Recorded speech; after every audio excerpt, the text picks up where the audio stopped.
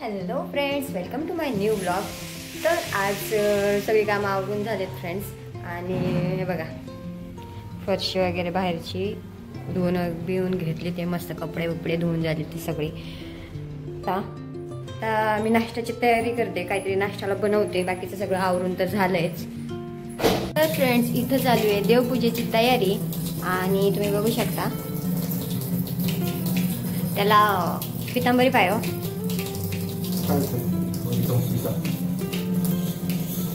दुपारी घेऊन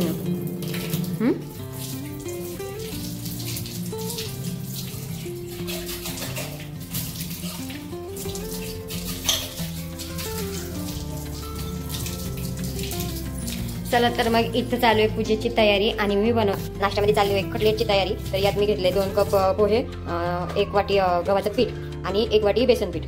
आणि त्यात थोड्याशा 2-3 मिरच्या, लाल तिखट 1 चमचा, थोडीशी जिरी आणि चवीप्रमाणे मीठ. हे सगळं मिक्स करून आपल्याला मिक्सरमध्ये वाटून घ्यायचे. त्यानंतर मग त्यात थोडासा 1 कांदा, बारीक चिरलेला कांदा त्यात ऍड करायचा. तो ते मी पुढे दाखवतेस तुम्हाला. तर फ्रेंड्स, अशा प्रकारे इथे वाटण तयार झाले. म्हणजे जे आपण पूर्ण मिक्स बनवलेलं त्याचं एकदम बारीक अशी पेस्ट बनवून घेतली. ते जास्त पण बारीक नाही बनवायची, असं थोडंसं भगरा ठेवायचा. ठीक आहे. तर ही पेस्ट मी आता पातेल्यात काढून घेते आणि त्यात हा बारीक चिरलेला कांदा टाकून घेते. यात थोडंसं आहे ना मिक्स करताना खायचं सोडा टाकायचं चिमूटभर. ठीक आहे. तर फ्रेंड्स, इथे मी हा कांदा असं पुश करून टाकते. माझ्याकडे आता कोथमीर संपते, त्याच्यामुळे मी कोथमीर हे करते. ते तुमच्याकडे कोथमीर असेल तर तुम्ही कोथमीर पण टाकू शकता. ठीक आहे. चला आता मी मिक्स करून घेते मस्तपैकी.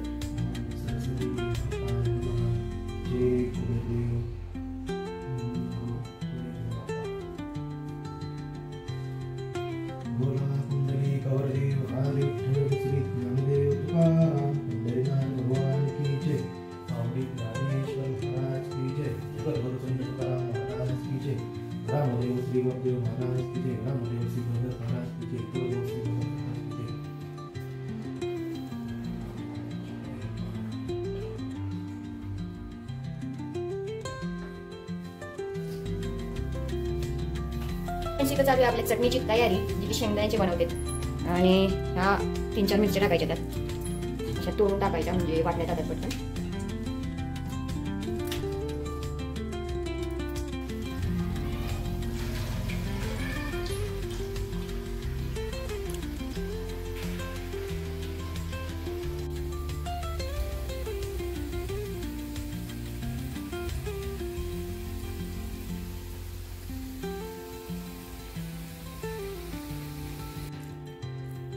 कसं झालंय? मस्त आलं. त्याला चटणीमध्ये मीठ होतं, बाकी ओके एकदम.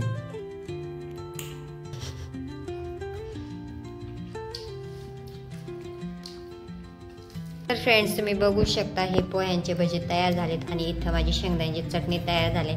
आणि याच्यावर ताव मारायचं काम चालू आहे आमच्या आहूंचं. चला तर मग भेटूया अशाच एका नवीन ब्लॉग मध्ये, आणखीन एक रेसिपी घेऊन आणि आणखीन नवीन गोष्टी घेऊन. तर हा ब्लॉग कसा आवडला असेल तर लाईक करा, शेअर करा आणि हो, सबस्क्राईब नक्कीच करा. Bye bye.